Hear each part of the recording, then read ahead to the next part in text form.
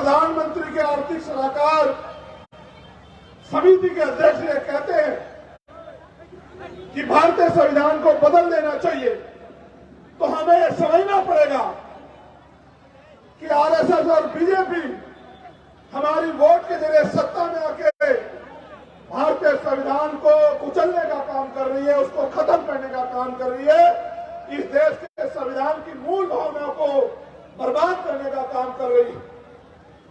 वैसे तो सामान्य साथियों, ये बुद्ध की धरती है और बुद्ध शांति के प्रतीक है, लेकिन मुझे ऐसा लगता है कि आज भगवान बुद्ध के शांति की धरती से हमें क्रांति की शपथ भी संकल्प भी लेना पड़ेगा, क्योंकि सामान्य साथियों, बाबा साहब अम्बेडकर ने भी कहा कि जिस कौम का नौजवान जीते जी अपने समाज के अधिकारों की लड़ाई नहीं लड़ता, वो जीते जी भी मरे हुए के समान होता है। मैं जब अपनी बात रखता हूं तो कई तरह समझाता हूं, और एक शायरी के रूप में मैं आपसे कह रहा हूं, आपकी ताकत का एहसास कराते हुए, कि राजमहलों से ये पैगाम है मेरा देश के हुक्मरान के नाम, देश के प्रधानमंत्री के नाम, आरएसएस के मुखिया के नाम, कि हमारे सब्र का इम्तिहान मत लो, कि राजमहलों से खंडरों का रास्ता हो जाएगा, हम गरीबों से जो उलझेगा वो फना हो जाएगा। हम दरिया हैं, हमें मालूम है हुनर अपना, जिस ओर चल निकलेंगे रास्ता हो जाएगा। ये बात मैं कहना चाहता हूं देश के प्रधानमंत्री, गृह मंत्री और संघ प्रमुख को कि किसी गलत फहमी में मत रहना। मेरे बहुजन समाज के नौजवान साथियों, अधिकारी, कर्मचारियों, आज हर स्तर पे आपका शोषण हो रहा है। मैं अपने नौजवान भाइयों से कहना चाहता हूं, आपको तय करना है कि आप गुलामी का जीवन जीना चाहते हो या संविधान के जरिए स्वाभिमान सम्मान का जीवन मिला है उस जीवन को जीना चाहते हो, यह आपको तय करना पड़ेगा। और मैं अक्सर कहता हूं नौजवानों को कि संघर्षों के साए में घनघोर जवानी पलती है और इतिहास उधर झुक जाता है जिस ओर जवानी चलती है। मैं जवानों को यह कहना चाहता हूं, देश के साथ भारतीय संविधान की रक्षा की जिम्मेदारी, करोड़ों शोषितों वंचितों के हक अधिकार, देश की तमाम महिलाओं को सम्मान और अवसर की देने वाले संविधान की रक्षा की जिम्मेदारी आपकी। इस देश के जैन, बौद्ध, सिख, ईसाई और जिसके साथ सबसे ज्यादा अन्याय हो रहा है मुसलमान को सुरक्षा की गारंटी देने की जिम्मेदारी आज हमारे कंधों पे है। इस देश के पिछड़े, दलित, आदिवासी वर्गों को उनके अधिकारों की रक्षा और संरक्षण देने की जिम्मेदारी आज हमारे कंधों पे है। आप हालात को देख लीजिए, किसी की हिम्मत नहीं पड़ पा रही है कि सरकार से जवाब मांगे, जो मनाए बोल देते। हमने तय किया है कि इन पाखंडियों की, अंधविश्वास की दुकान को भी ताला हम लोग लगाने का काम करेंगे। ये जो तमाम झूठ आडंबर चल रहा है, इसकी पोल खोलने का काम भी हम करेंगे और किसी भी स्तर पे, चाहे संविधान की रक्षा का संकल्प हो, संविधान बचाओ देश बचाओ, या फिर ईवीएम द्वारा जो वोट की चोरी हो रही है, ईवीएम हटाओ लोकतंत्र बचाओ, इस नारे को मजबूत करते हुए आज जो संकल्प यात्रा यहां से शुरू हुई है, ये बुद्ध की धरती से जो हमने शुरू की है, अब ये पूरे देश, प्रदेशों में, गांव, कस्बों, मोहल्लों में, नगरों में जाएगी। इसके बाद 19 तारीख से ये यात्रा मध्य प्रदेश में शुरू हो रही है और 27 तारीख से राजस्थान में।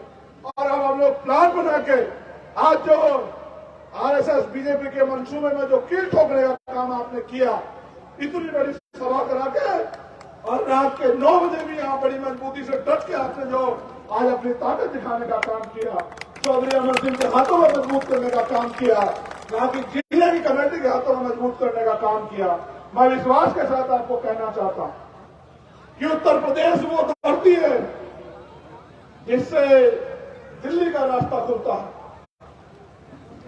हम लोग पूरे उत्तर प्रदेश में संविधान बचाओ, देश बचाओ, ईवीएम हटाओ, लोकतंत्र बचाओ, इस यात्रा को के जरिए गांव-गांव में जाके बहुजन समाज में भाईचारा पैदा करना और उनके ऊपर मंडरा रहे खतरे को जो देश के ऊपर मंडरा रहा है, इसके प्रति जागरूक करके इकट्ठा करने का काम हम लोग करेंगे। और जैसा सारे नेता कहते हैं कि बीजेपी को उत्तर प्रदेश में रोका नहीं जा सकता, मैं आपको विश्वास से कहता हूं कि पूरे उत्तर प्रदेश की गली गलियों में ऐसे घूम के हम अपने बहुजन समाज के लोगों को जगा के उत्तर प्रदेश से ही भारतीय जनता पार्टी का विजय रथ लेंगे, ऐसा संकल्प भी हमें लेना। समाज साथियों, इस देश में एनसीआरबी का डाटा ये कहता है कि 50,000 महिलाओं के साथ हत्या, रेप और यौन उत्पीड़न की घटनाएं होती हैं देश में, क्योंकि ये वो आंकड़ा जो दर्ज होता है। असल सच ये है कि 10 में से इन सत्ताओं के आगे एक मामला दर्ज होता है, यानी कि एक्चुअल घटनाएं 5 लाख के करीब है। मैं आपसे पूछना चाहता हूं, आपका खून होने के नाते, एक पिछड़े वर्ग का बेटा होने के नाते, कि अगर आप उसकी गहराई में जाने का प्रयास करो तो आपको जानकारी मिलेगी कि 95% वो बच्चियां बहनें आपके समाज की है। मैं आपसे पूछना चाहता हूं, सम्मानित मेरे बहुजन समाज के वो योद्धाओं, ये बताओ आपके जमीर को, आपकी हिम्मत को क्या हो गया है? जिनकी संख्या इतनी सी है वो हमारे लोगों को नोच रहे हैं और हम लोग बैठ के तमाशा देख रहे हैं। तुम्हारी जवानी को हो क्या गया है मेरे वीरों? क्या ऐसी मुसीबत आई है कि तुम अपने हक अधिकार के लिए आवाज भी नहीं उठा पा रहे? सरकार क्या करेगी? मेरे ऊपर सरकार के संरक्षण में भी गोली चली। आज उस गोली के बाद मैं पूरे रास्ते आपके सामने खड़े होकर आया। मौत तो कल भी आनी है, मौत आज भी आएगी। मौत अगर यहां आनी है तो मौत यहां भी आएगी, लेकिन डर के अगर जीना है, ऐसे जीने को मैं जीना नहीं मानता। कितनी गोलियां मारेंगे, कितने चंद्रशेखर आजाद की लाशें, कितने चंद्रशेखर आजाद की लाशों से खून की वजह खेलेंगे? आपको बीमारी के जरिए बहुजन समाज के हर एक घर में चंद्रशेखर आजाद पैदा हो गया। सरकार को साथ जानकारी। इसलिए मैं आपसे कहना चाहता हूं कि अगर इस अन्याय को रोकना, नौजवानों को ऊपर रोजगार चाहिए, आप गरीब जनता को महंगाई से निजात चाहिए, बैंक बेटियों की सुरक्षा चाहिए, अगर हक अधिकार चाहिए, स्वाभिमान सम्मान का जीवन चाहिए, तो संघर्ष के लिए कमर कस लो वीर बहादुर जी। आपके साथियों, कोई रास्ता नहीं है, कोई आपके रोने चिल्लाने पर दया नहीं करेगा। अगर दया करता 2000 साल में कर देता। भगवान बुद्ध के समय से लेकर अब तक देख लो, 250 साल हो गए, किसी ने आपकी उस पर दया नहीं की। जब तक आपकी लड़ाई लड़ी, आपके अपने लोगों ने लड़ी, तो दुश्मन से उम्मीद मत करो कि वो आपकी लड़ाई लड़ेगा। आपको अपने कंधे पर अपने आंदोलन को मजबूत करना पड़ेगा। और एक और बात, क्या इस लोकतंत्र में अमीरों का इलाज होगा, गरीब के बेटे आगे नहीं बढ़ सकते? कि मैं आपसे जानना चाहता हूं, 69,000 शिक्षक भर्ती में घोटाला हुआ, 20,000 पदों का, 20,000 दलित पिछड़ों के बच्चे घर रह गए। किसी को तकलीफ हुई क्या? आप बताओ मेरे साथियों, 20,000 बच्चों को नौकरी मिलती, एक घर में 5 आदमी, 1 लाख लोग सुरक्षित होते, उसकी एक पीढ़ी सुरक्षित होती। क्यों नहीं बोले नेता? दरोगा भर्ती में घोटाला हुआ, किसानों के साथ अन्याय हुआ, किसानों का एमएसपी गारंटी नहीं मिली। अगर आशा आंगनबाड़ी अपने हक के लिए लाठी मारते, कोई भी गांव का कर्मचारी अपने हक के लिए आएगा लाठी मारते। मैं आपसे जानना चाहता, जो आपको लाठी मार रहे हैं वो आपको अधिकार दे देंगे क्या? कब तक मेरे बहुजन समाज के लोग दुश्मन पे भरोसा करके लूटते पिटते रहेंगे? ये बंद होना चाहिए। इसलिए आज मैं बुद्ध की धरती से आपसे ये कहना चाहता हूं कि आओ मेरे साथ खड़े हो जाओ, अपने पैरों पे खड़े हो जाओ मेरे साथियों।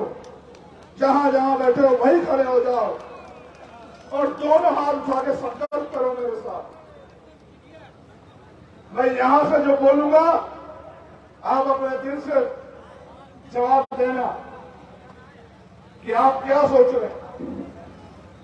देश की रक्षा कौन करेगा? हम करेंगे, हम करेंगे। देश की रक्षा कौन करेगा? हम करेंगे, हम करेंगे। संविधान की रक्षा कौन करेगा?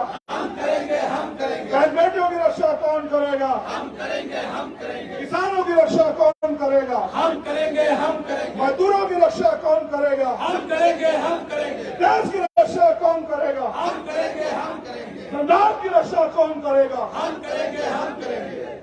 तो गांठ बांध लो। अगर संविधान की रक्षा करनी है, देश की रक्षा करनी है, बहन बेटियों की रक्षा करनी है, अपने हक अधिकारों की रक्षा करनी है, तो कीमत चुकाने के लिए तैयार हो जाओ। और कीमत यह है कि कमर कस के अपने क्षेत्र में चले जाओ और जिस तरह आज मैं आपको जगा रहा हूं, आप भी बस्तियों में जाके बहुजन समाज के लोगों को जगाने का काम करो। और ऐसे अगर ये काफिला चलता रहा तो कुछ ही दिनों में एक ऐसा सैलाब आएगा जिस सैलाब के आगे भारतीय जनता पार्टी की ये बस्ती हिलोरे खा के डूब जाएगी और इनका पता भी नहीं लगेगा, ऐसा मेरा विश्वास है।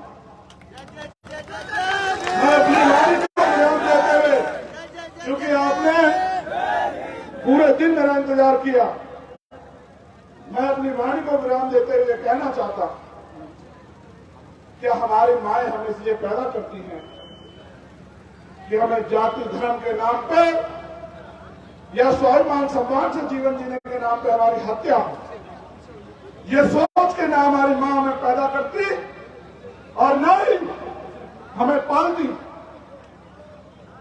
उस मां के कर्ज को भी हमें चुकाना है। वो मां भी हमसे उम्मीद करती होगी कि एक दिन हमारा बेटा उस मां के अधूरे सपनों को पूरा करेगा। मैं आप अपनी जेब में हाथ डाल के देखो मेरे लोगों, क्या मां के सपनों को पूरा करने की साधन आपकी जेब में है मेरे लोगों? कितने लोगों के पास 4 रुपयों की गाड़ी है? कितने लोगों के घरों में एसी लगे? कितने लोगों ने अपनी मां को हवाई जहाज से सफर कराया?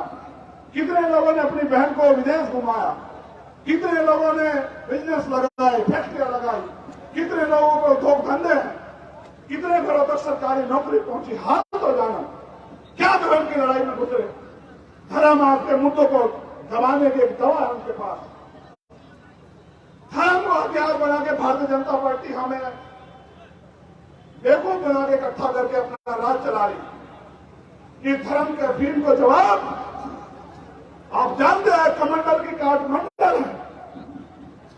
हमें मंडल के आंदोलन को पुनः खड़ा करना पड़ेगा, जातिगत जनगणना होगी, मंडल कमीशन की बाकी सिफारिशें लागू होगी, सामाजिक पुरुषों का शिक्षण करेगा।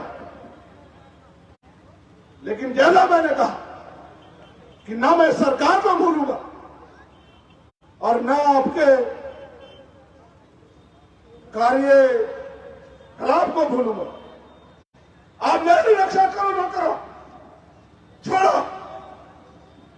आप मेरे लोगों की रक्षा करो, क्योंकि उनकी मेहनत कमाई की टैक्स लेके आप लोग कुर्सियों पर बैठे, डीएम साहब और एसएसपी महोदय यहाँ जिले में, ये बात आप याद, आप ये मानना कि जितना समय दिल्ली से आने में लगता है उतना ही समय लगेगा, लेकिन उस दिन मैं आपको बताऊंगा कि मैं अपने ऊपर हुए तमाम तरह के विरोध को सह सकता हूं, लेकिन अपनी बहनों, माओ, अपनी बच्चियों और अपने भाइयों बुजुर्गों के सम्मान के साथ कोई समझौता नहीं कर सकता। इसलिए मैं आप दोनों अधिकारियों के लिए मंगल कामनाएं करता हूं और आपसे कहता हूं कि भाई हमारे लोगों के लिए यहां कानून व्यवस्था करके न्याय का ऐसा माहौल बना के रखना कि कभी आपको और मुझे एक टेबल पे बैठना ना पड़े, क्योंकि जिस दिन आप और मैं एक टेबल पे आमने सामने बैठेंगे न्याय के लिए, अगर मैं यहां आया तो शायद अगले दिन मुख्यमंत्री, क्योंकि न्याय तो मैं लेके जाऊंगा, लेकिन अगले दिन मुख्यमंत्री आपको इस जिले में नहीं रखेंगे। वो शाम के टाइम आपको किसी और जिले में भेज देंगे। और अगर मेरे लोगों ने मौका दिया और हम उस टेबल पे बैठे, जिस टेबल पे जिस कुर्सी के कलम में ताकत होती है, तो विश्वास करना मैं आपको सिखाऊंगा कि किस तरह से कानून व्यवस्था दुरुस्त रखी जाती है। जय भीम, जय भारत, जय मंडल, जय जवाहर। भारतीय संविधान जिंदाबाद, जिंदाबाद जिंदाबाद भारतीय संविधान जिंदाबाद। जिंदाबाद जिंदाबाद। भारतीय संविधान की रक्षा कौन करेगा? भारतीय संविधान की रक्षा कौन करेगा? हम करेंगे। भारतीय संविधान की रक्षा कौन करेगा? हम करेंगे। बहुत बहुत धन्यवाद। अपना प्यार भाईचारा बना के रखना, ऐसे एकजुट होकर लड़ना। में हमें सरकार